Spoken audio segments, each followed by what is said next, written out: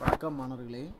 மேல்நிலை முதலாம் ஆண்டு இயல் 8 யாரையும் மதித்து வாழ். யாவரையும் மதித்து வாழ். எல்லோரையும் தம்மை போலவே மதித்து வாழ வேண்டும். நாம் இன்று காண இருக்கின்ற பாடப்பகுதி கவிதை. கவிதையில் மரபு கவிதை, புது கவிதை என்று 2 வகை இருக்கிறது.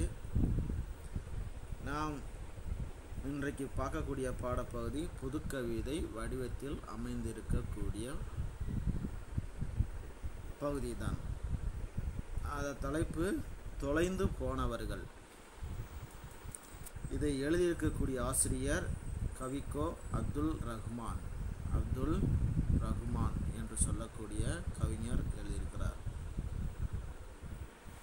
மாணவர்களே, வழக்கம் போல நாம் நம்முடைய பாடப்பகுதியை நேரடியாக சென்று பார்ப்பதை தவிர்த்து அந்த பாடத்திற்குரிய நூல் பற்றிய குறிப்புகள், ஆசிரியர் பற்றிய குறிப்புகள் இவற்றையெல்லாம் பார்த்த பிறகு நுழைமுன் பகுதியில் எத்தகைய செய்தியை மையமிட்டு காட்டுகிறது என்பதை அறிந்து அதன் பிறகு பாடப்பகுதி செல்வது வழக்கம்.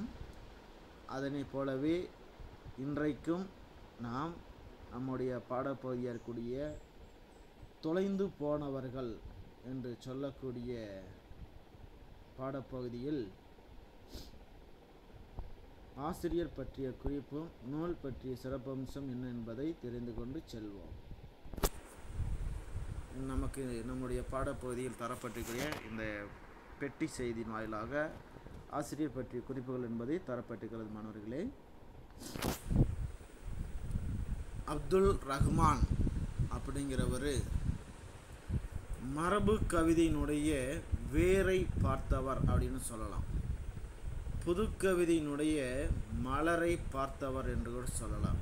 அப்படின்னு என்னப்பா அப்படின்னா, மரபு கவிதையை முழுமையாக திறமாக இன்றைக்கு இருக்கக்கூடிய காலகட்டத்தில் புது கவிஞர்களானவர்கள் அதை படைக்க முடியுமா அப்படின்னா, அதை முழுமையாக மரபு கவிதைகளை படைப்பதில் வல்லவராக இருக்கிறார். அதனால தான் மரபு கவிதையினுடைய வேர் பார்த்தவர்னு சொல்கிறாங்க. புதுக்கவிதையினுடைய மலர் பார்த்தவர் அப்படின்னா, புதுக்கவிதை வடிவத்தில் உருவாகக்கூடிய வசன கவிதை இருக்குது ஆரம்பத்தில். அதுக்கு அடுத்ததாக பார்க்கும்போது அது எளிய நடை கொண்ட கவிதைகளாக மாற்றிக்கிறாங்க. அதுக்கப்புறம் தொடர்ந்து பார்க்கின்ற போது ஹைக்கூ என்று சொல்லக்கூடிய வடிவத்தில் வந்திருக்கக்கூடிய கவிதைகளாம் இருக்குது. இந்த மாதிரி கூடிய கவிதை வடிவங்களையும் எழுதுவதில் ஆற்றல் பெற்றவர். அதனால தான் மரபு கவிதையின் வேர் பார்த்தவர், புது கவிதையின் மலர் பார்த்தவர் அப்படின்னு கூட நம்ம சொல்லலாம். அதனைத் தொடர்ந்து வசன கவிதையும் எழுதுவதற்கு இவருக்கு நல்லா தெரியும். ஆக இந்த மாதிரி கவிதைகள் வடிவம் பல இருக்கின்றன. அவற்றிலும் தன்னுடைய கவிதைகளை படைத்து எழுதியிருக்கக்கூடிய ஒரு சிறந்த கவிஞர் தான் கவிக்கோ அப்துல் ரஹ்மான். இவர் பிறப்பு என்று பார்க்கின்ற போது 9 நவம்பர் 1937, 9ஆம் தேதி, நவம்பர் மாதம்னா 11, 1937 பிறந்திருக்கிறாரு. இறப்பு சமீப காலத்தில் தான் இறந்தார். அது என்னன்னு பார்த்தீங்கன்னாக்கா 2 ஜூன் அப்படின்னு சொல்லுகின்ற பார்க்கின்ற போது 6வது மாதம் 2017 இறந்திருக்கிறார். 2017 இறந்திருக்கிறார். இவருடைய சொந்த ஊர் அப்படின்னு பார்த்தீங்கன்னா மதுரையை சேர்ந்தவர். இவர் கவிஞரை மட்டுமல்லாமல் தமிழ் பேராசிரியராகவும் தன்னுடைய வாழ்க்கையை நடத்தினவர். இவருக்கு கொடுக்கப்பட்ட பட்டத்தினுடைய பெயர் தான் என்ன அப்படின்னு பார்த்தீங்கன்னா கவிக்கோ அப்படிங்கிறது. இவர் கிடைச்ச பட்ட பேர் என்னதுன்னா கவிக்கோ அப்படிங்கிறது. இப்படி இருக்கக்கூடிய இவர் எங்கே வேலை பார்த்தார் அப்படின்னு பார்த்தீங்கன்னா வாணியம்பாடி, வேலூர் மாவட்டம் இன்றைக்கு இருக்கக்கூடிய பக்கத்தில், அதை பிரித்து தனியாக இருக்கிறாங்க. அதில் இஸ்லாமிய கல்லூரி ஒன்று இருக்கிறது. அந்த இஸ்லாமிய கல்லூரியில் தமிழ் பேராசிரியராக பணியாற்றி ஓய்வு பெற்றவர். வானம்பாடி கவிஞர்களில் ஒருவர். கவிதைகளினுடைய வாழ்க்கை வரலாறை பார்த்தீங்கன்னா எழுத்து கால கவிஞர்கள், அப்புறம் பார்த்தீங்கன்னா வானம்பாடி கவிஞர்கள், இந்த மாதிரி சொல்லக்கூடிய காலகட்டத்தில் இதழ் வாயிலாக வாழ்ந்த கவிஞருடைய பட்டியல் தான் இருக்குது. அதைத்தான் இங்கே என்ன சொல்கிறாரு அப்படின்னா, வானம்பாடி என்று சொல்லக்கூடிய இதழ் வாயிலாக புது கவிஞர்கள் எல்லாம் வெளிப்படுத்திய காலகட்டத்தில் வாழ்ந்தவர். அதனால் வானம்பாடி கவிஞர்களில் இவரும் குறிப்பிடத்தக்கவராக சொல்லப்படுகிறது. இவர் எழுதிய நூல்கள் பால்வீதி, நேயர் விருப்பம், பித்தன், ஆலாபனை அப்படின்னு சொல்லக்கூடியதெல்லாம் இவர் எழுதுகிறாரு. இவர் பெற்ற விருதுகள் பாவேந்தர் பாரதிதாசனுடைய நினைவாக தரக்கூடிய பாரதிதாசன் விருது, தமிழ் பல்கலைக்கழகம் தஞ்சாவூரில் இருக்கக்கூடிய தமிழ் பல்கலைக்கழகத்தின் வாயிலாக தரக்கூடிய தமிழ் அன்னை விருது, இவர் எழுதின ஆலாபனைன்னு சொல்லக்கூடிய இந்த கவிதை தொகுப்பிற்கு இந்திய அரசாங்கத்தால் கொடுக்கப்படக்கூடிய இலக்கிய படைப்புகளுக்கு மிகச்சிறந்த உயரிய விருதாக இருக்கக்கூடிய சாகித்ய அகாடமி விருது பெற்றவர். நம்மளுடைய பாடப்பகுதியானது எங்கே இருக்குது அப்படின்னா, சுட்டுவிரல் என்ற கவிதை தொகுப்பில் இடம்பெற்றிருக்கிறது இந்த தொலைந்து போனவர்கள் என்று சொல்லக்கூடிய இந்த பகுதியானது. இப்படிப்பட்ட அப்துல் ரஹ்மான் அவரை பற்றி இன்னும் சில கூடுதலான தரவுகளை தெரிந்து கொள்வது நல்லதுதான். அதன் அடிப்படையில் தலைவாயிலில் தம் கவிதை வெளியீடுகளின் வாயிலாக புதுக்கவிதை துறையில் நிலைநிறுத்தி கொண்டவர்களில் அப்துல் ரஹ்மானை சிறப்பிடத்தக்க ஒரு கவிஞராக வாழ்ந்திருக்கிறார். பால்வீதி என்ற கவிதை தொகுப்பு மூலம்தான் அவர் தம்மை ஒரு சோதனை படைப்பாளியாக இந்த உலகுக்கு தன்னை அறிமுகம் செய்து கொண்டார். அப்போ இதுதான் அவர் முத எழுதுனா ஒரு படைப்பாக இருக்கிறது. அத்தொகுதி வெளிவந்த போது கவிதையை நேரடியாக வராமல் உவமைகள் வாயிலாக, உருவகங்கள் வாயிலாக, படிமங்கள் வாயிலாக, குறியீடுகள் வாயிலாகத்தான் தன்னுடைய வெளியீட்டு முறையை அமைத்து கொண்டார் அப்படின்னே சொல்லலாம். புதுக்கவிதையில் குறியீடுகள் குறித்து ஆய்வுகளை செய்து அதில் முனைவர் பட்டம் பெற்றவர் தான் இந்த கவிக்கோ அப்துல் ரஹ்மான் அவர்கள். அது ஆங்கிலத்தில் சொல்லுவாங்க PhD அப்படிம்பாங்க, கிளாஸாஃபி ஆஃப் டாக்டரேட், முனைவர் பட்டம்னு சொல்லுவாங்க தமிழில். இதன் அடிப்படையில் அடுத்து அவர் தமிழில் ஹைக்கூ கவிதை, கஜல் அப்படின்னு சொல்லக்கூடிய பிறமொழி இலக்கிய வடிவங்களை எல்லாம் அவர் முனைந்து பரப்பியதில் குறிப்பிடத்தக்கவராக வாழ்ந்திருக்கிறார். இவர் குணங்குடியார் பாடல் கோவை என்ற நூலையும் பதிப்பு செய்திருக்கிறார். குணங்குடியார் பாடல் கோவை என்று சொல்லக்கூடிய பதிப்புத்துறையையும் இவர் மேற்கொண்டிருக்கிறார்.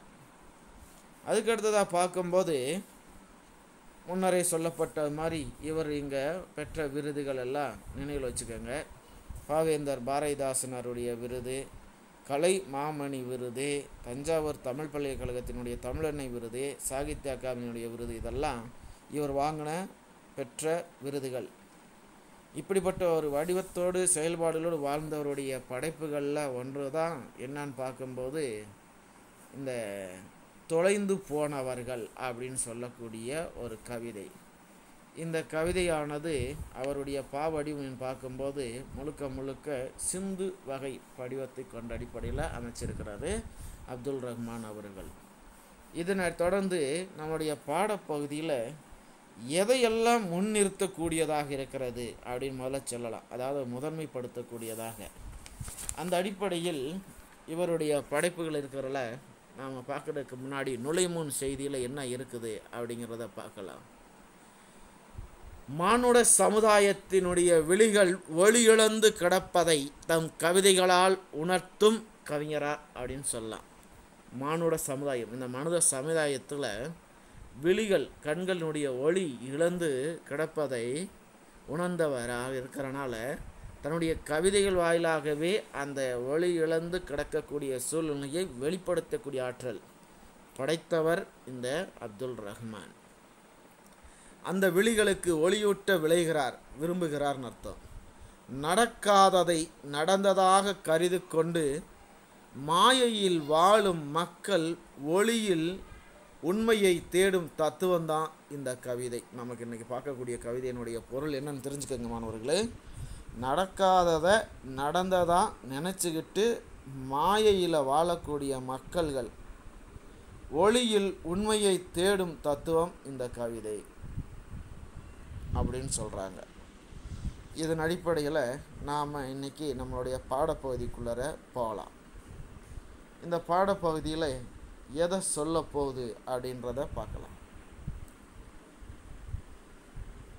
கவிதையில் விடிந்தது என்பாய் நீ விடிந்தது என்பாய் அனுதினமும் வான் வெளுப்பது உனது விடியல் இல்லை.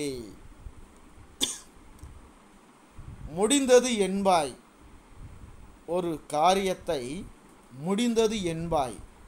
இங்கு முடிதல் என்பது எதற்கும் இல்லை. கற்றேன் என்பாய் கற்றாயா?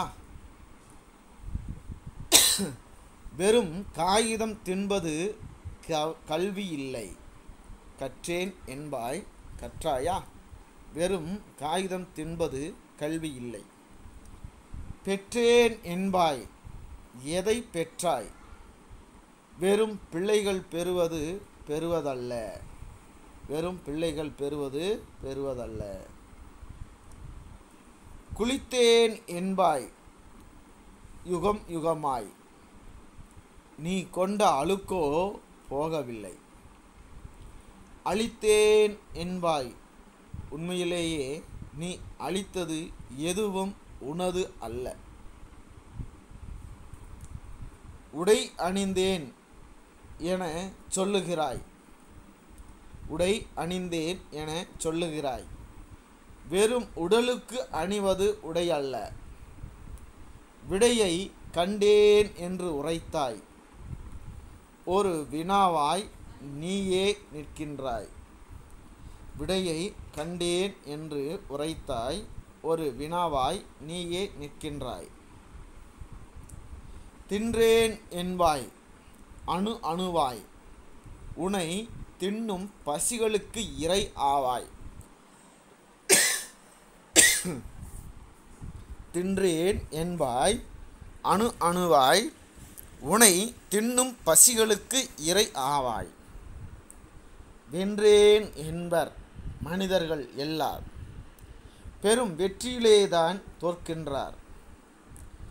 வென்றேன் என்பர் மனிதர் எல்லாம் பெரும் வெற்றியிலேதான் தோற்கின்றார். நான் என்பாய் அது நீ இல்லை. நான் என்பாய் அது நீ இல்லை. வெறும் நாடக வசனம் பேசுகிறாய். வெறும் நாடக வசனம் பேசுகிறாய். ஏன் என்பாய் இது கேள்வி இல்லை. அந்த ஏன் என்னும் ஒளியில் உன்னை தேடு. ஏன் என்பாய் இது கேள்வி இல்லை. அந்த ஏன் என்னும் ஒளியில் உன்னை தேடு. எழுதியவர் கவிக்கோ அப்துல் ரஹ்மான். இந்த பாடல்கள் அனைத்தும் என்ன பாவகையில் அடைந்து இடம்பெற்றிருக்கிறது என்றால் சிந்து வடிவம். சிந்து வடிவம் என்பதை எவ்வாறு அடையாளம் கொள்வது என்றால், ஒரு பாடலில் கடைசியில் ஒரு தனிச்சீர் பெற்று ஒவ்வொரு அடியில் அல்லது ஒரு அடி விட்டு ஒரு அடி வருகின்ற போது ஒரு சின்ன இடைவெளி போட்டு தனிச்சீர் ஒன்று பெற்று வந்திருக்குமேயானால் அந்த பாவகைக்கு பேர் தான் சிந்து பா அப்படிங்கிற பேர் சொல்லுவாங்க. ஆக நமக்கான பாடப்பகுதியில் அனைத்துமே என்னவாக இருக்குது அப்படின்னு பார்த்தீங்கன்னா சிந்து பா அப்படின்னு சொல்லக்கூடிய பா வடிவத்தில் தான் அமைஞ்சிருக்குது. இதில் முக்கியமாக பார்க்கும்போது 3 பாடல்களை நமக்கு மனன பாடல்களாக தந்திருக்கிறாங்க மாணவர்களை. 3 பாடல்களை என்னென்ன பார்த்தீங்கன்னா, உடை அணிந்தேன் என சொல்லுகிறாய். வெறும் உடலுக்கு அணிவது உடை அல்ல. விடையை கண்டேன் என்று உரைத்தாய். ஒரு வினாவாய் நீயே நிற்கின்றாய். தின்றேன் என்பாய் அணு அணுவாய் உனை தின்னும் பசிகளுக்கு இரை ஆவாய். வென்றேன் என்பர் மனிதர் எல்லாம் பெரும் வெற்றியிலே தான் தோற்கின்றார்கள். நான் என்பாய், அது நீ இல்லை, வெறும் நாடக வசனம் பேசுகிறாய். ஏன் என்பாய், இது கேள்வி இல்லை, அந்த ஏன் என்னும் மொழியில் உன்னை தேடு. இந்த 3 வகையாக அமைக்கப்பட்டிருக்கிற பாடல்கள் நமக்கு மனப்பாட பாடல்களாக இந்த கவிதையிலிருந்து தந்திருக்கிறாங்க மாணவர்களே. ஆகையால் படிக்கின்ற போது இது நன்கு பொருள் புரிந்து சொற்களை அசைப்பிரியாக பிரித்து என்ன செய்ய வேண்டும், மனனம் செய்து கொள்ள வேண்டும் மாணவர்களே. இப்பொழுது இந்த பாடல் வாயிலாக எதை நமக்கு சொல்லப்பட்டிருக்கிறது என்பதைத்தான் நாம் இன்று காண இருக்கின்றோம். அதன் அடிப்படையில் முதலாவதாக விடிந்தேன் விடிந்தது என்பாய், நீ விடிந்தது என்பாய் அனுதினமும் அப்படின்னு சொல்கிறாங்க. ஏன்னா ஏற்கனவே நம்மளுடைய பாடப்பகுதி எதை சொல்ல வந்துக்கு நல்லா தெரிஞ்சுக்குங்க. நடக்காததை நடந்ததாக நினச்சிக்கிட்டு ஒரு மாயையாய் வாழக்கூடிய மக்கள் வாழ்க்கையில் அவங்க என்ன செய்யணும், உண்மையான ஒளியில் உண்மையாக இருக்கக்கூடிய பொருளை தேடக்கூடிய ஒரு தத்துவமான கவிதையை தான் இந்த கவிதையை கொடுத்துருக்குறாங்க. இதில் மாயைகளாக என்னென்ன இருக்குது அப்படின்னு பார்க்க போகிறோம். மாயைகள் அப்படின்னா எதுவுமே நிரந்தரம் இல்லை அப்படிங்கிறத சொல்கிறாங்க. மாயா மாயா எல்லாம் மாயா அப்படின்னு சொல்லுவாங்க. இருக்கிறது அது இல்லாத மாதிரி. இந்த அடிப்படையில் முதல் பாடலாக விடிந்தது என்பாய் நீ அனுதினமும், வான் வெளுப்பது உனது விடியல் இல்லை அப்படின்னு சொல்கிறார். வான் அப்படின்னா வானம், வெளுப்பது அப்படின்னு பார்த்தீங்கன்னா அடுத்ததாக வரக்கூடிய ஒரு ஒளியை சொல்கிறாங்க. உன்னுடைய விடியலாக கருதி கொண்டு, உன்னுடைய விடியலாக கருதி கொண்டு தினந்தோறும் விடிந்து விட்டது என்று கூறுகிறாய். ஆக என்ன சொல்கிறாங்க அப்படின்னா, தினந்தோறும் விடிந்தது என்று சொல்கிறான் ஒவ்வொரு மனிதனும். ஆனால் அப்படி விடியலாகக்கூடிய ஒவ்வொரு தினமும் அவன் எவ்வாறு எடுத்துக்கொள்கின்றான் என்றால், வானம் வெளிச்சமாக இருக்கக்கூடிய அந்த வெளிப்புத்தன்மையை காட்டுகின்ற போது அன்றைய நாளாக இரவு 12 நேரமும் பகலை 12 நேரமாகவும் கொண்டதாக இயற்கை அணியினுடைய செயல்பாடுகளாக இயங்கிக் கொண்டிருக்கிறது. அந்த அடிப்படையில் இரவு முடிந்தவுடன் மறுநாள் அடுத்து என்ன வரும், பகல் வரும். அதைத்தான் அந்த பார்த்தா மனிதர்களானவங்க என்ன பண்ணுறாங்க அப்படின்னா, இந்த வானமே நமக்காகத்தான் விடியலை தந்து கொண்டே இருக்கிறது அப்படின்னு சொல்லி தினந்தோறும் விடிந்து விட்டது என்று சொல்லிக்கொண்டே இருக்கின்றோம். ஆனால் விடிந்தது அவனுக்காக அல்ல, வானம் தன்னுடைய செயலை அது செய்து கொண்டிருக்கிறது. அதுதான் உண்மை. அதைத்தான் வான் வெளிப்பது உனது விடியல் இல்லை அப்படின்னு சொல்கிறார். வானம் வெளித்து அந்த வெளிச்சத்தை காட்டுவது என்பது உன்னுடைய விடியல் அல்ல. முதலில் நீ அதை தெரிந்து கொள்ள வேண்டும். அடுத்தது முடிந்தது என்பாய் ஒரு காரியத்தை. இங்கு முடிதல் என்பது எதற்கும் இல்லை. முடிந்தது என்பாய், என்ன முடிந்தது என்பாய்? ஒரு செயலை ஈடுபடுகின்ற போது அந்த செயல் நம்ம என்ன செய்கிறோம் அப்படின்னாக்க முடிஞ்சிச்சு அப்படின்னு நினைக்கிறோம். ஆனால் அது முடியவே இல்லை. அந்த முடிவில் தான் அடுத்த ஒரு தொடக்கமே இருக்குது அப்படிங்கிறத நம்ம முதல்ல தெரிஞ்சுக்கணும். புரியுதமானவர்களே? ஆக முடிந்தது என்பது ஒருபோதும் கிடையாது. ஒவ்வொரு முடிவில்தான் அடுத்தடுத்த செயல்பாடுகளுடைய ஆரம்பமானது அறிகுறியாக செயல்படுகிறது.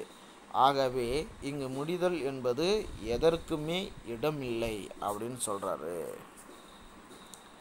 அடுத்ததா பாடல்ல கற்றேன் என்பாய், கற்றாயா? வெறும் காகிதத்தில் தின்பது கல்வி இல்லை அப்படின்னு சொல்கிறாரு. காகிதம் அப்படின்னு சொல்லக்கூடியதை தின்னுதல் என்னும் சொல்லக்கூடிய மனப்பாட கல்வியை மேற்கொண்டு கற்றேன் என்று சொல்லுவாயாய். குருட்டுத்தனமாக மனப்பாடம் செய்கிறாங்க சொல்லுவாங்க இல்லையா, அந்த மாதிரி மனப்பாட பகுதியாக இருக்கக்கூடிய கல்வியை மேற்கொண்டு அவன் என்ன செய்கிறான், தன்னுடைய வாழ்நாள் முழுவதும் அச்சு பிரதிகளாக இருக்கக்கூடிய புத்தகங்களை அடுத்தடுத்த பக்கத்துக்கு மாற்றுறான். எழுத வேண்டிய பயிற்சி ஏடுகளில் அவன் என்ன பண்ணுறான், எழுதி அடுத்தடுத்த பக்கத்துக்கு போயிட்டுருக்கிறான். இப்படி காகிதத்தை அதாவது எழுதி பயன்படுத்தி முடிக்கிறத பேர் இங்கே என்ன சொல்லிட்டான் அப்படின்னா தின்பது அப்படின்னு சொல்கிறாங்க. ஆக காகிதத்தை தின்னுதல் என்பது சொல்லக்கூடியது என்ன அப்படின்னு பார்த்தீங்கன்னா கற்றேன், அதாவது மனனம் அப்படின்னு சொல்லக்கூடிய மனப்பாட கல்வி. அந்த கல்வியை மேற்கொண்டு இருப்பதனால் என்ன பண்ணிடுற, கற்றேன் என்று சொல்லுவாய்.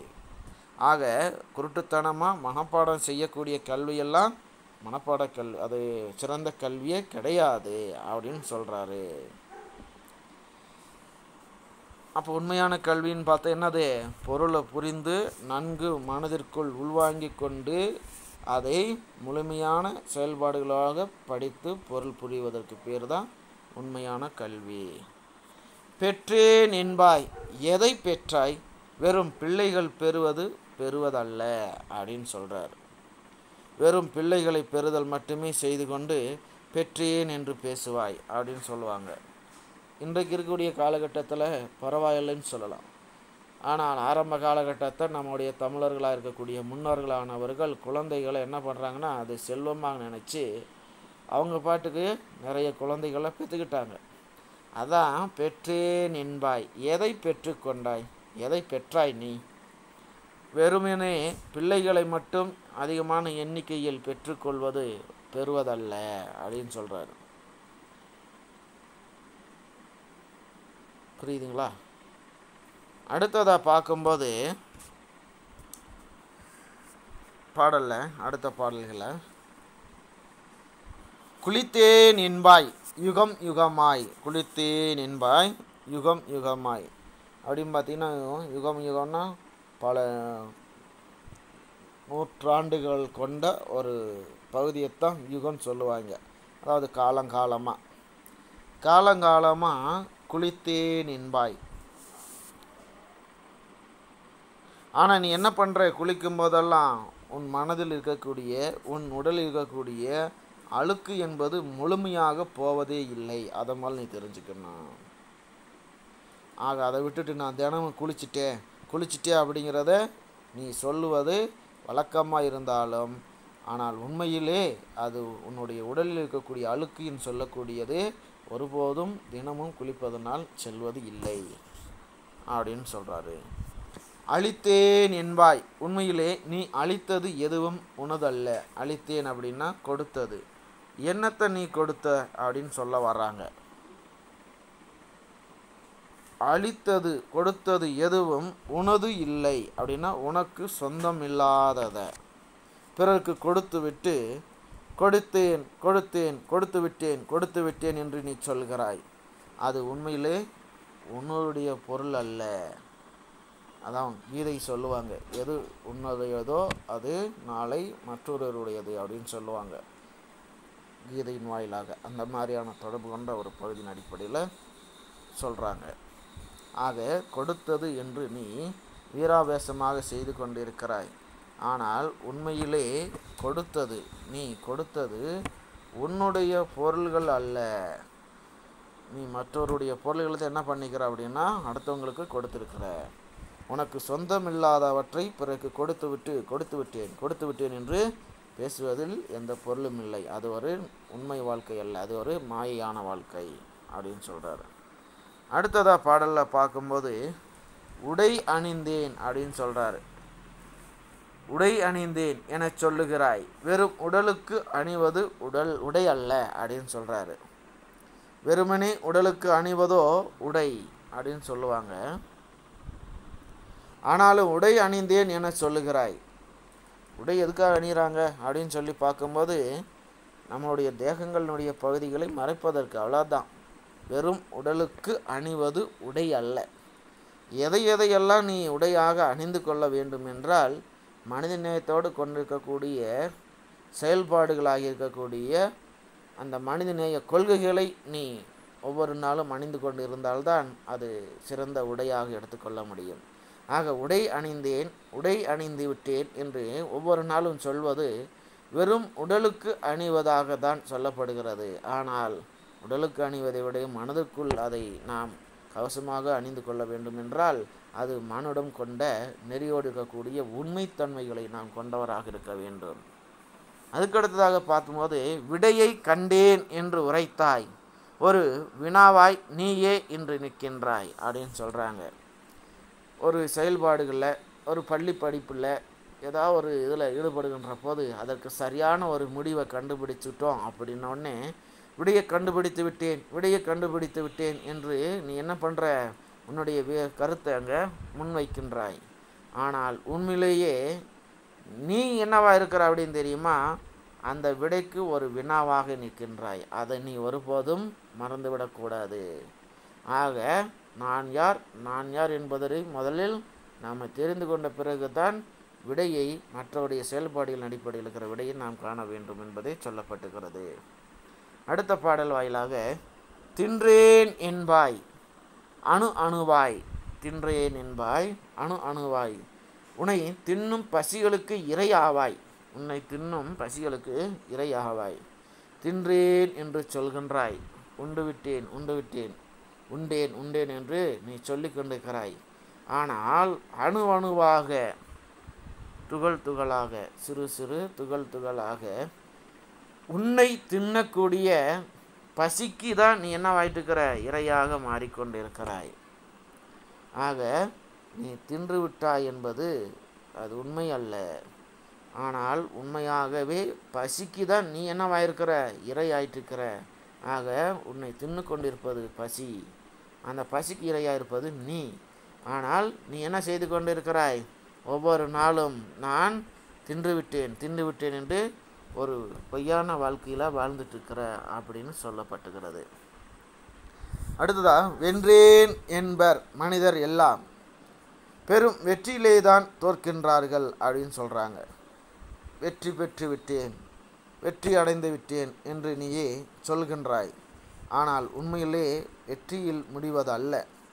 அடுத்தவரை ஒருத்தரை தோற்கடிப்பதன் வாயிலாக நாம் செய்யக்கூடிய அந்த செயல் அடுத்தவரை நோகடிப்பது துன்பப்படுத்துவதற்கு சமமானது. ஆக அந்த அடிப்படையில் நாம் யோசித்து பார்க்கின்ற போது மனிதர்கள் எல்லோருமே தாங்கள் பெறக்கூடிய வெற்றியில்தான் என்ன செய்து கொண்டிருக்கிறார்கள், தோற்று கொண்டு இருக்கிறார்கள் என்பதை ஒருபோதும் உணர்வதே இல்லை. அடுத்ததாக இறுதியான பாடல் வடிவத்தில் நான் என்பாய் அது நீ இல்லை, வெறும் நாடக வசனம் பேசுகிறாய். ஏன் என்பாய் அது கேள்வி இல்லை, அந்த ஏன் என்னும் ஒளியில் உன்னை தேடு அப்படின்னு சொல்கிறார். நான் என்று பேசிக்கொண்டே இருக்கிறாயே அது நீயா, வெறும் நாடக வசமாகத்தான் என்ன செய்து கொண்டிருக்கிறாய், பேசிக்கொண்டிருக்கிறாய். ஆனால் உண்மையை சொல்ல வேண்டும் என்றால் ஏன் என்பாய் அது கேள்வி அல்ல, அந்த ஏன் என்னும் ஒளியில்தான் என்ன செய்ய வேண்டும், உன்னை நீ தேடிக்கொள்ள வேண்டும் அப்படின்னு சொல்கிறார். ஆக தான் சொல்லுவார் இல்லையா, முத்தமிழ் அறிஞர் கலைஞர் சொன்ன மாதிரி, நீ நான் என்று சொல்வதனால உதடுகள் ஒட்டாது, நாம் என்று சொல்லுங்கள் உதடுகள் ஒட்டுன்னு சொல்லுவாங்க இல்லையா. அந்த மாதிரி இன்றைக்கு இருக்கக்கூடிய காலகட்டத்தில் மக்கள்கள் அனைவருமேவும் மானுட நெறின்னு சொல்லக்கூடிய மனித நேயத்தின் அடிப்படையாக கொண்டு தன்னை போல அனைத்து உயிரினங்களையும் அனைத்து மக்கள்களையும் மதித்து வாழ வேண்டுவதோடு சேர்த்து இந்த உலகத்தில் எல்லாமே என்னவா இருக்குது அப்படின்னு சொல்லி பார்த்தீங்கன்னா மாயைகளாகத்தான் இருக்கிறது. அதாவது நடக்காததை நடந்த மாதிரி நினச்சிக்கிட்டு ஒரு நிலையில்லாத வாழ்க்கையில் தான் மக்கள் வாழ்ந்துட்டு இருக்கிறாங்க. ஆக அத்தகைய ஒரு செயல்பாட்டை விட்டுட்டு ஒரு ஒளியில் உன்னுடைய வாழ்வு என்பது என்னங்கிற உண்மையான தத்துவத்தை தேடிக்கொள்ள வேண்டும், கண்டுபிடிக்கப்பட வேண்டும். அதுக்கேற்றவாறு தன்னை அமைத்து கொண்டு வாழ்க்கையில் சீரும் சிறப்புமாக செயல்பட வேண்டும் என்பதை அடிப்படையில் படைக்கப்பட்ட ஒரு கவிதை தான் இந்த தொலைந்து போனவர்கள் அப்படின்னு சொல்லக்கூடிய கவிதையை நமக்கு பாடப்பகுதியாக கொடுத்துருக்குறாங்க மாணவர்களே.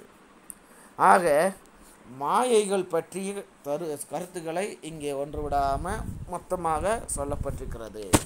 ஆக அத்தகைய மாயைகளெல்லாம் நாம் தூக்கி எறிந்து விட்டு மாதையின் வாயிலாக உண்மையை நாம் வழிபட வேண்டும். அதாவது பொய்மையின் பிடியில் மாயையில் சிக்கிக்கொண்டிருக்கும் மக்கள்கள் விடுபட வழிகாட்டுவதற்காகவே கவிக்கோ அப்படின்னு சொல்லக்கூடிய அப்துல் ரஹ்மான் அவர்கள் ஏன் என்ற வினாவினை எழுப்பி அந்த ஒளியில்தான் உன்னை நீ தேடிக்கொள்ள வேண்டும் என்ற அடிப்படையில் அந்த கேள்வியின் வாயிலாகவே வெளிச்சத்தில் தன்னை தேட வேண்டும் என்பதன் வாயிலாக உண்மை பொருளை கண்டுபிடிப்பதற்கு மாயிலிருந்து விடுபடுவதற்கான சரியான வழியாக கவிக்கோ அப்துல் ரஹ்மான் அவர்கள் எடுத்து தரப்பட்ட ஒரு கவிதை தான் இந்த கவிதையானது மாணவர்களே. இதனைத் தொடர்ந்து நம்முடைய படைப்பாசிரியராக இருக்கக்கூடிய அப்துல் ரஹ்மான் அவர்கள் ஒரு கவிதைக்கு குறியீட்டு கவிதைக்கு பொருள் தத்துவத்தை எடுத்து சொல்லப்பட்டிருக்கிறார். அதை நமக்கு பெட்டி செய்தியில் இங்கே தரப்பட்டிருக்கிறது. அது என்னன்னு கொஞ்சம் பார்க்கலாம். ஆப்கானிஸ்தான் நாட்டைச் சேர்ந்தவர், 1207 பிறந்தவர், மௌலானா ரூமி அப்படின்னு சொல்லக்கூடிய ஆன்மநேய ஞானியாக வாழ்ந்தவர். ஆன்மநேய சொற்பொழிவாளராக வாழ்ந்த ஞானியாக மாறி பிறகு சூஃபி என்று சொல்லக்கூடிய ஒரு கொள்கையை தத்துவத்தை பரப்பி அந்த பிரிவை உருவாக்கி இன்றைக்கு உலகத்துக்கு விட்டுட்டு போயினவரில் குறிப்பிடத்தக்கவர் தான் இந்த மௌலானா ரூமி அப்படிங்கிறவர். அவருடைய மஸ்னவி அப்படின்னு சொல்லக்கூடிய ஞான காவியம் அப்படிங்கிறது உலக புகழ்பெற்ற பாரசீக ஞான காவியமாக சொல்லலாம். பாரசீக மொழியில் எழுதப்பட்ட உலக புகழ்பெற்ற கவிதை நூல் என்பது மஸ்னவி அப்படிங்கிற தலைப்பில் எழுதப்பட்டது. இதில் அப்துல் ரஹ்மானுடைய பங்கு என்னன்னு பார்த்தீங்கன்னா, அப்துல் ரஹ்மான் இது மாதிரியான பற்றி எழுதியிருக்கக்கூடியவரில் புல்லாங்குழலை ஆன்மாவாக குறியீட்டியம் செய்து கவிதை படைத்திருக்கிறார் ரூமி அவர்கள். ஒரு புல்லாங்குழல்கள் மூங்கில் மரம், அந்த மூங்கில் மரத்தை வெட்டி கொண்டு வந்து புல்லாங்குழலாக செஞ்சுக்கிறாங்க. அந்த ஒரு குறியீட்டு வாயிலாக இவர் என்ன சொல்ல வந்திருக்கிறார் அப்படின்னு தான் பார்க்க போகிறோம். அந்த கவிதை என்னன்னு பார்த்தீங்கன்னா, என்னை மூங்கில் காட்டிலிருந்து வெட்டி வீழ்த்தி பிரித்ததற்காக நான் எழுப்பும் கூக்குரல் கேட்டு இங்கு இருக்கக்கூடிய ஆடவர் பெண்டிர் யாவருமே அழுது புலம்புகின்றனர் அப்படின்னு சொல்கிறாங்க ஒரு கவிதையில். இதை என்ன பண்ணார் அப்படின்னு பார்த்தீங்கன்னா, கவிக்கோ அப்துல் ரஹ்மான் அவர்கள் தீய குணங்கள் என்ற கரைகள் படியாத உலகம் எப்போ இருந்ததுன்னா பழைய காலத்தில் இருந்தது. அதான் தூய உலகமாக, தூய்மையான உலகமாக இருந்தது. அப்போது எந்த மாதிரியான கொள்கைகளோடு வாழ்ந்ததுனால அந்த தூய்மையான உலகமாக இருந்தது அப்படின்னு பார்த்தீங்கன்னா, எல்லாமே ஆன்மா இறை தரிசனம் என்று சொல்லக்கூடிய பேர் இன்பத்தை அனுபவித்து கொண்டிருப்பதனால தான்.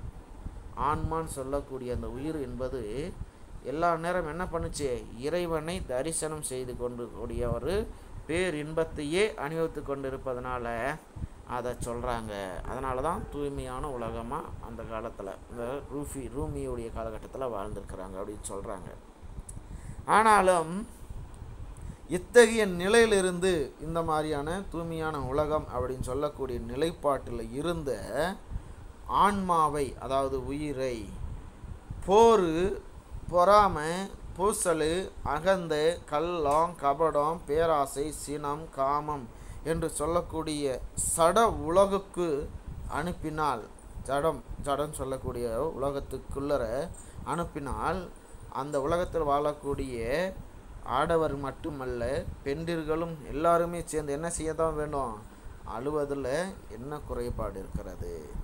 ஆக ஆன்மான்னு சொல்லக்கூடிய அந்த ஒன்று ஆரம்ப காலகட்டத்தில் இறை தரிசனம் என்பதை தான் பெரிய இன்பமாக நினச்சி வாழ்ந்திருந்தாங்க. அதனால் அது தூய்மையான உலகமாக சொல்லப்பட்டுக்கிறது. ஆனால் இன்றைக்கு அந்த ஆன்மான்னு சொல்லக்கூடியதை போர், பொறாமை, புரட்சி, பூசல், அகந்தை, கள்ளம், கபடம், பேராசை, சினம், காமம் என்று சொல்லக்கூடிய நிறைந்து இருக்கக்கூடிய மனிதர்னு சொல்லக்கூடிய சட உலகத்துக்கு அது போச்சுன்னா அதனால் மக்களுடைய செயல்பாடுகள் தூய்மையாக இருக்குமா என்றால் சொல்ல முடியாது. அது தவறான வழியில் தான் இருக்கும்.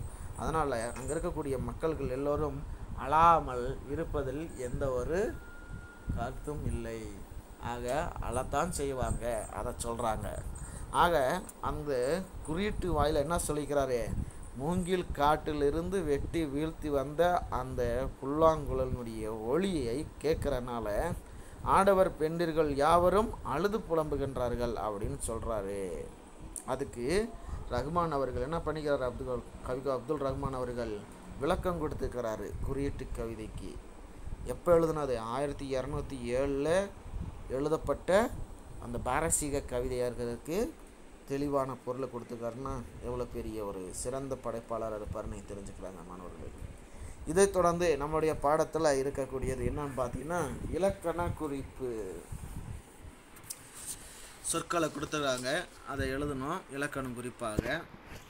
முதல்ல கற்றேன் அப்படின்னு சொல்கிறது, கற்றேன் இது வந்து ஒருமையாக பன்மையான்னு பார்க்கும்போது ஒருமை, அதான் சொல்கிறாங்க.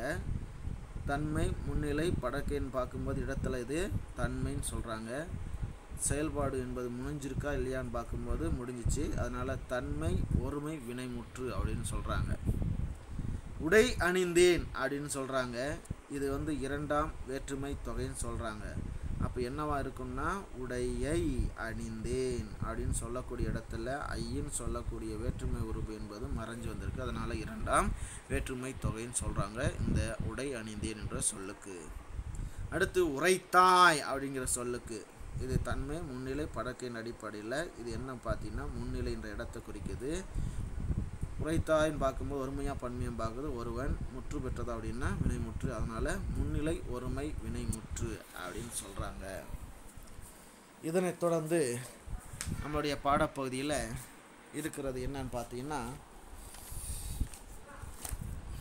பகுபத உறுப்பிலக்கணம் அப்படிங்கிற பகுதி ஒன்று இருக்குது. பகுபத உறுப்பிலக்கணம் அப்படிங்கிறது எழுதலாம். பகுதி, விகுதி, சந்தி, சாரி, இடைநிலைன்னு சொல்லக்கூடிய வகைப்பாடுகளில் பகுதி அந்த ஒரு சொல்லுக்குரியதை 6 வகையான வகைப்பாடுகள் அடிப்படையில் பிரிக்கலாம். ஆனால் எல்லா சொல்லும் என்ன செய்ய முடியும் அப்படின்னு பார்த்தீங்கன்னா பகுதி விகுதி என்ற அடிப்படையில் பிரிச்சிருக்கலாம் அடிப்படையான செய்திகளோடு. ஆனால் எல்லாமே 6 வகையான அடிப்படையில் என்ன பண்ண முடியாது, பிரிக்க முடியாது. இந்த அடிப்படையில் பார்க்கும்போது முதல் சொல் வென்றேன் அப்படின்னு ஒரு சொல்லு கொடுத்துக்கிறாங்க. அதை எப்படி பிரிக்கிறோம் அப்படின்னா பகுதி என்பதை ஒரு கட்டளையாக இருக்கணும், ஏவலாக இருக்கணும், அதுக்கு மேலே பிரிக்கக்கூடாது, அதான் வெல் அப்படின்றாங்க. இந்த இல்லு தான் என்ன ஆகுது அப்படின்னு பார்த்தீங்கன்னா இன் அப்படின்ற அடிப்படையில் திரியுது விகாரமாக. அதுக்கடுத்து பார்த்தீங்கன்னா இற்று குட்டல் ஏல இற்றை பிரிச்சுக்கிறோம், அப்புறம் இந்த பக்கம் போடும்போது ஏன் அப்படின்னு வருது, அதான் வெல் அடைப்புகளில் இன்னு இற்று குட்டல் ஏன். ஆக வெல் என்பது பகுதி, இந்த லகரம் என்னாச்சு நகரமாக திரிந்தது விகாரம். இந்த இற்று என்ன அப்படின்னு சொல்லி பார்த்தீங்கன்னா இறந்த கால இடைநிலை. ஏன் என்பது தன்மை ஒருமை வினைமுற்று விகுதி. அதுக்கடுத்தா பார்த்தீங்கன்னா நிற்கின்றாய் அப்படின்னு சொல்கிறாங்க, நில் அப்படிங்கிறது தான் ஏவல், அதனால் நில்லுன்னு போடுறோம். இந்த இல்லு என்ன ஆகுது அப்படின்னா இற்றாக மாறுது, அதான் நிற்கின்றாய். அதுக்கடுத்து பார்த்தீங்கன்னா கின்று அப்படின்னு சொல்லி ஒரு உருபா பிரிக்கிறோம், அதுக்கடுத்து ஆய் அப்படின்னு கொண்டு வர்றோம். ஆக இது என்ன பார்க்கும்போது பகுதி, இல்லு இற்றானது தெரிந்தது விகாரம், கின்று என்பது நிகழ்காலத்தினுடைய இடைநிலை, ஆய் என்பது முன்னிலை ஒருமை வினைமுற்று விகுதியாக சொல்லப்பட்டிருக்கிறது. அதுக்கடுத்தா பார்க்கும்போது பெற்றேன் அப்படின்னு சொல்லக்கூடிய ஒரு சொல். இதை பார்க்கும்போது முதல்ல என்ன பண்ணுறோம் அப்படின்னா பெரு அப்படின்னு பிரிக்கிறோம். இந்த இற்று கூட்டல் ஊங்கிற அடிப்படையில் ஏற்கனவே என்ன செஞ்சுருக்கு அப்படின்னா ஒரு ஒற்றெழுத்து இருக்குது, அதனால் என்ன பண்ணுறோம் அப்படின்னா பெரு என்பது பெற்று அப்படின்னு சொல்லி ஒற்று இரட்டித்து இறந்த காலத்தை காட்டிடுச்சு. அதுக்கடுத்தால பார்க்கும்போது என்னவா இருக்குதுன்னா ஏன், அதான் பெரு படைபுரியில் பெற்று கூட்டல் ஏன் அப்படின்னு சொல்கிறாங்க. அதில் பெரு என்பது பகுதி, அந்த ஒற்று இரட்டிச்சதுனால என்ன ஆகுது அப்படின்னா இறந்த காலத்தை காட்டிடுச்சு. ஏன் என்பது தன்மை ஒருமை வினைமுற்று விகுதி, தன்மை ஒருமை வினைமுற்று விகுதி. அடுத்த பார்க்கும்போது அணிந்தேன் அப்படின்னு சொல்லி ஒரு சொல்லு, அதை நம்ம என்ன பண்ணுறோம் பகுதியாக பிரிக்கும்போது அணி அடைப்புரியில் என்ன பண்ணுறோம் இந்து போட்டுக்கிறோம், இத்து அடைப்புரியில் இந்து, அதுக்கு ஒருத்தரில் இத்து கூட்டல் ஏன் அப்படின்னு சொல்கிறோம். இது என்னது அணி என்பது பகுதி, இத்து என்பது சந்தி, இத்து இந்தானது விகாரம் தெரிந்ததாக இருக்குது. இந்த இத்து என்பது என்ன அப்படின்னா இறந்த கால இடைநிலை, இந்த ஏன் என்பது என்ன அப்படின்னு பார்த்தீங்கன்னா தன்மை, ஒருமை, வினைமுற்று, விகுதி. இந்த அடிப்படையில் தான் நமக்கு பகுதுறுப்பின்னு சொல்லக்கூடிய உறுப்பிலக்கணம் பற்றிய சொற்களையும் நமக்கு இங்கே தரப்பட்டுக்கிறது மாணவர்களே. ஆக இன்றைக்கான பாடப்பகுதியாக இருக்கக்கூடிய இந்த தொலைந்து போனவர்கள் என்ற கவிதையில் நமக்கு என்ன பகுதியை என்ன மாதிரியான பொருளை தெரிஞ்சுக்கிட்டோம் அப்படின்னு பார்த்தீங்கன்னா, மாயை அப்படிங்கிறது உண்மை அப்படிங்கிறதுல வித்தியாசமாக இருக்கக்கூடிய வாழ்க்கை நிலைப்பாட்டை நம்ம தெரிஞ்சுக்கணும். மாயையில் வாழக்கூடிய மனிதனுடைய நிலைப்பாடுகளை தான் இங்கே சொல்லப்பட்டிருக்கிறது. இங்கே சொல்லப்பட்ட இருக்கக்கூடிய 6 பாடல்கள் வாயிலாக. அடுத்தது தூய்மையாக வச்சுக்கணும்னா உடலும் மனதையும் தூய்மையாக வச்சுக்கணும், தன்னம்பிக்கையோடு இருக்கணும் அப்படின்றாரு. கடைசியாக தான் ஏன் என்னும் ஒளியில் உன்னை தேடிக்கொள்வதற்கான விளக்கத்தை அவர் கொடுத்துருக்கிறாரு. ஆக நடக்காததை நடந்ததை மாதிரி நினச்சி ஒரு மாயையான வாழ்க்கையில் வாழக்கூடிய மக்கள்கள் அந்த ஏன் என்று சொல்லக்கூடிய அந்த உண்மை கேள்வி, ஏன், எதற்கு, எப்படி, எப்போது, எங்கே அப்படின்னு சொல்லக்கூடிய அந்த வினாக்கள் வாயிலாக இருக்கக்கூடிய ஒளியிலே உண்மையான பொருளை நாம் தேட வேண்டும் என்று சொல்லக்கூடிய தத்துவத்தை சொல்லக்கூடிய வகையில் தான் இந்த தொலைந்து போனவர்கள் என்ற பகுதியை நமக்கு பாடப்பகுதியாக வைத்திருக்கிறார்கள் மாணவர்களே. நமக்கான இந்த பாடப்பகுதியினுடைய தலைப்பில் 3 பாடல்களானது மனன பாடல்களாக தரப்பட்டிருக்கிறது. அதை நீங்கள் என்ன செய்து கொள்ள வேண்டும்? புரிந்து மனனம் செய்து எந்த எழுத்து பிழையும் இல்லாமல் அடிப்பிரலாமல் சரியாக எழுதக்கூடிய வண்ணமாக நீங்கள் படித்து மனனம் செய்து கொள்ள வேண்டும் மாணவர்களே. இப்போது இந்த தொலைந்து போனவர்கள் சொல்லக்கூடிய பாடப்பகுதியின் அடிப்படையில் அப்துல் ரஹ்மான் எழுதிய படைப்பு ஒன்றில் குறியீட்டியம் கொண்ட ஒரு கவிதையை பொருளை நாம் தெரிந்து கொண்டோம் மாணவர்களே.